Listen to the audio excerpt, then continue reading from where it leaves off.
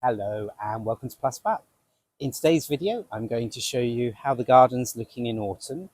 I'll be planting some tulips and I'll be explaining what this structure is all about.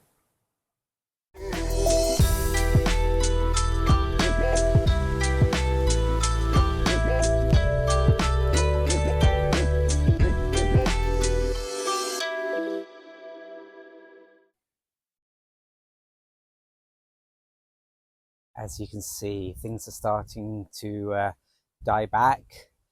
The sanguisulba there is looking very brown and crispy. There are still some things flowering though.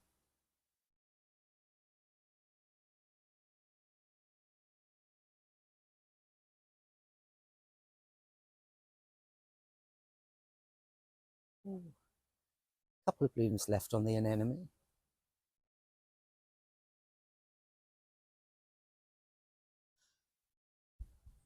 Buddleia's gone over, but I'll leave the flowers on there to add a bit of structure through the winter.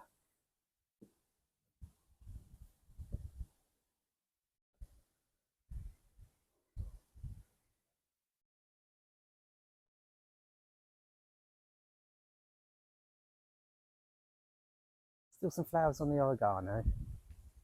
Oh, and one little dianthus there. Gunner is still looking good. Oh, some lovely aster here.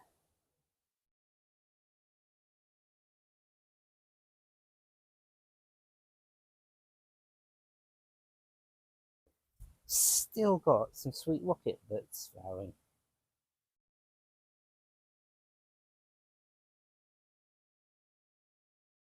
Some roses over here. This one's called Jacqueline Dupree, and it's very pretty.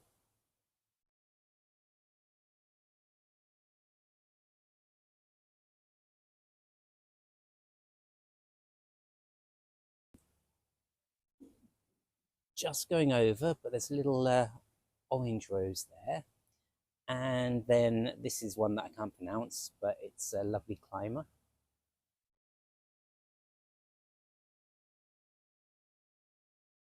And then up above it, another climber, a wonderful clematis.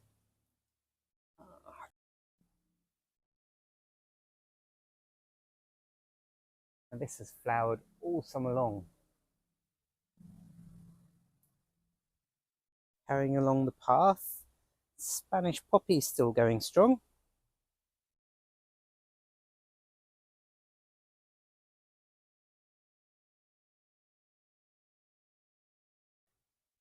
And in the bed in front of the cottage, there's another anemone here. This one's starting to go a little bit brown around the edges, but still very pretty.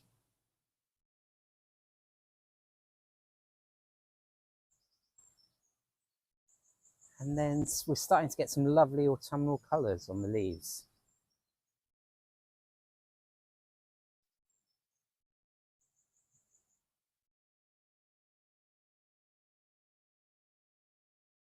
Also around the pond with the purple loose stripe goes a lovely colour.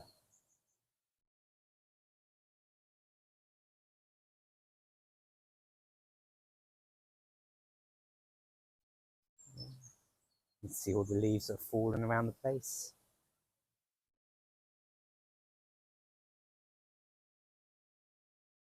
And the geranium next to the pond is also still flowering.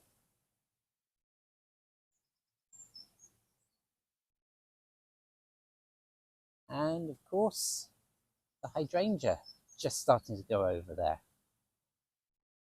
That's pretty much it for the autumnal garden tour. But I'll just show you the building work that we've been doing as well. So, around here, we've put in another couple of gabions here next to the stream. And the idea is that the path I'm walking on here will continue behind me there and meet a patio at the bottom of the steps. Oh, I think the steps are new as well.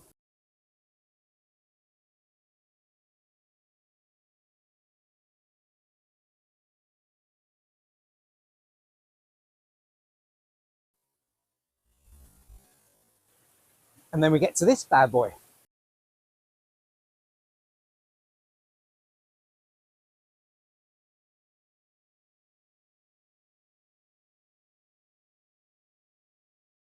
Originally, the bridge was just this part here. It didn't have any supports at the side to stop you falling into the stream. I'm lucky enough to have a good friend who's a carpenter, so I gave him a rough sketch of what I had in mind, and this is the result. The pieces were made off-site, and then they brought them all here.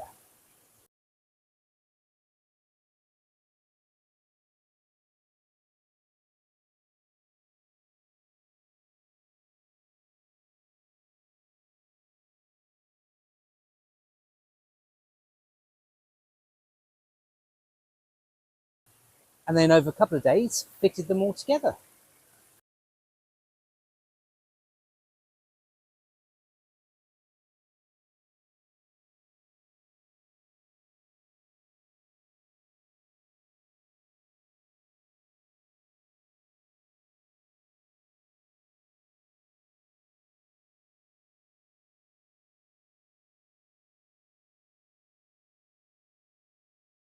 And this is the final result.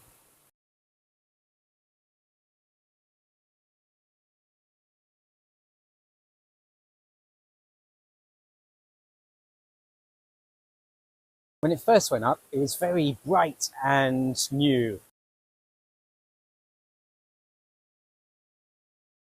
I'm liking the fact that as it's aging, it's getting a lot of character with all these different marks on here.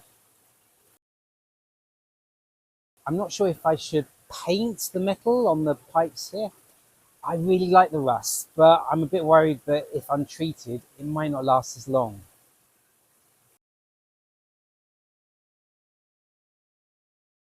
I also like the idea of being quite macho and coming out here and doing some pull-ups. So far, I can do one. That has killed me. Right, okay, time to plant some tulips.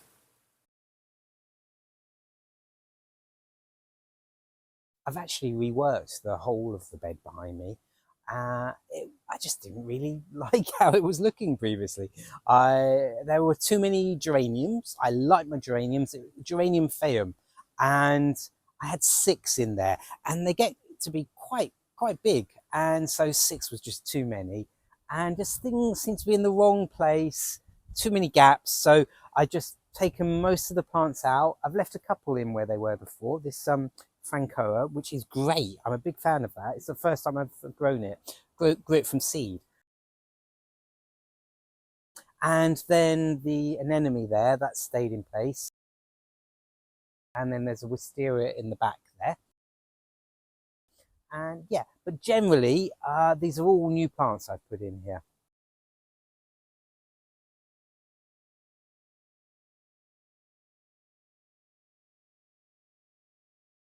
I'm particularly excited by this, which is an Indigofera pendula. And it has little racemes of purple flowers that hang down and are really lovely. I'm just hoping it makes it through the winter. Might give it a little bit of protection. Okay, let's get going with the tulips. Now, I have 3 varieties here. One called Slower, one called Queen of the Night, which has lovely edible petals. And I've made a whole video about eating tulip petals, and so check that out. I'll put a link below. And then one called Exotic Emperor. Now, I bought these as a collection, and I would highly recommend that if you want to have tulips all flowering together that are different varieties and perhaps different colours, it's worth buying them as a collection from the nursery supplier. The reason being, it can be quite tricky to get them to all flower at the same time if you just do a pick and mix approach. So that's what I did with these ones. And what I'm going to do is I'm going to open all of them and mix them up with the box so that the 3 varieties are all jumbled together, which hopefully will look quite nice.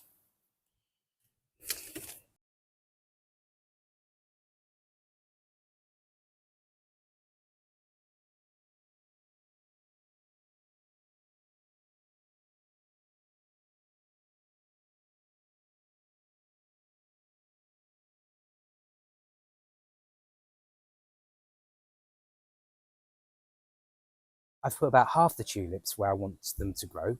The rest of them, I'm just going to scatter willy-nilly around the place and then plant them wherever they fall. And that'll create a nice natural effect to the planting.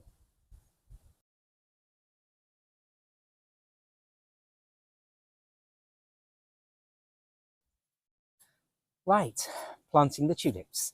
If you're wondering why I've got an empty plant pot there, it's marking the spot where a rose is going to go. So autumn is the best time to buy bare-rooted roses because they're a lot cheaper than buying roses in pots. So I've done a little bit of internet shopping and I've got a lovely purple and white rose that's going to go right here. I'll move it for now though. And yeah, so I've got some tulips that are going to go here. You want to plant them as deep as 2 or 3 times the height of the bulb. So about that deep. So I'm just going to move these to one side and dig a hole.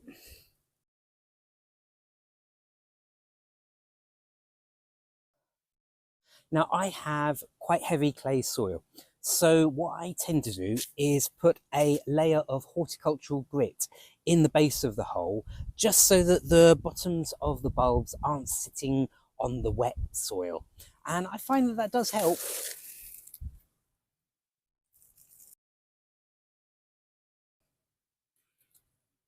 And then just pop your tulips on top. If it's your first time planting tulips, you want the pointy end sticking upwards.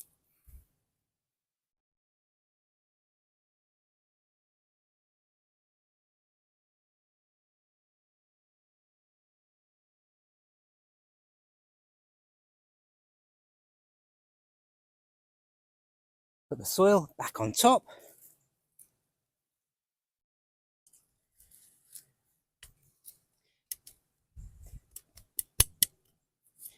And that's it. Right, well, I've got a lot of tulips to plant here, so I'll get on with that and see you next time. Bye for now.